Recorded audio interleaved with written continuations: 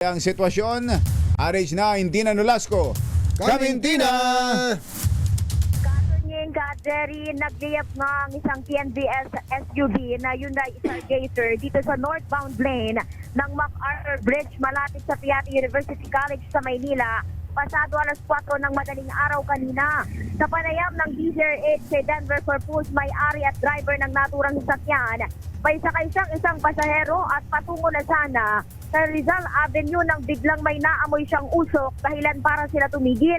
Ilang sandali pa ay sumiklap na ang apoy sa bahagi ng makina, kaya agad silang lumabas ng sasakyan. Kapwa ligtas naman ang driver at ang kanyang pasahero at walang naitalang nasugatan sa insidente. Mabilis ding rumispende ang Bureau of Fire Protection, katuwang ang Quiapo Fire Volunteer Brigade, at tuluyang naapula ang sunog bandang alas 5 ng madaling araw. Halos itong natupok ang harapang bahagi ng SUV dahil nga sa lakas ng apoy.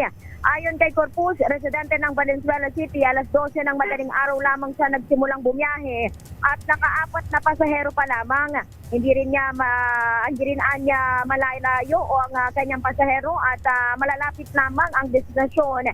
Pero kakapalit lamang ng kanyang makina at 3 taon pa lamang sa kanya ang sasakyan at wala rin itong insurance. Mabilis na itong rumispende ang mga tauhan ng BFC, pero sa ngayon, Katunying Jerry, ay hindi pa natutuw ang sasakyan dito sa... Nasa tulay pa rin. Oo, nandito Nako. pa rin. At, Hindi ba lilikha ng traffic yan? wala pa sa ngayon dahil pabugso-bugso ang ulan din at kaunti ang pumapasadang mga sasakyan. Pero sa ngayon, nandito pa si Kuyang Denver. Kuyang Denver, mga anong oras po kaya ito matutuw, itong sasakyan ninyo? Wala po.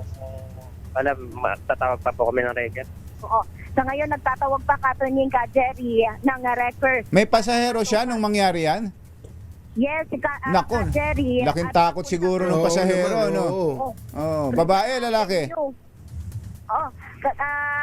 Kuya Denver, oo. Etong pasahero nyo kanina, ito ay lalaki, babae, papasok pa ng opisina? Hindi ko kapisado kung papa-opisina siya eh. Pero ito, babae, lalaki. Lalaki. Lalaki, oh. Oo.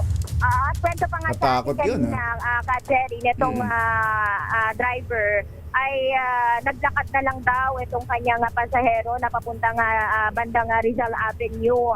At hindi niya naasikaso dahil nga natarantara na siya dito, dahil napakalakas. Hindi naman niya pinaghihinalaan yung pasahero na siya may gawa.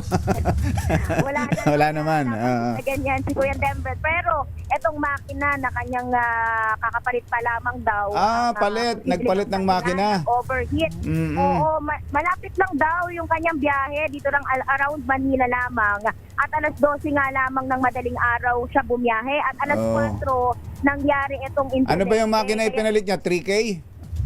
Oo. Yun yung mga uso dati eh. 3K, 4K. Denver, anong klase ng makina yung pinalit mo dito sa sakyan? Wala akong pinapalta na makin. Oh, yung yung makina? Pagbukas ko nung hood, sumiliyar na yung battery. Battery ninyo. Oo. So, etong sakyan ninyo, ano pong dahilan ang tinutukoy nyo? Yung battery. Battery. Clarification, oo. Ito palang battery, Jerry Katunying, yung mismong tinutukoy niyang dahilan na posibleng ang nag-cause nitong pagbiyap ng kanyang sasakyan na pinapasabda nga bilang isang Grab driver. Okay. Yan ang update mula dito sa MacArthur Bridge. Ito si RH9, Dina Nolasco para sa DZRH. Una sa Pilipinas, una sa Pilipino. Thank you, Tina.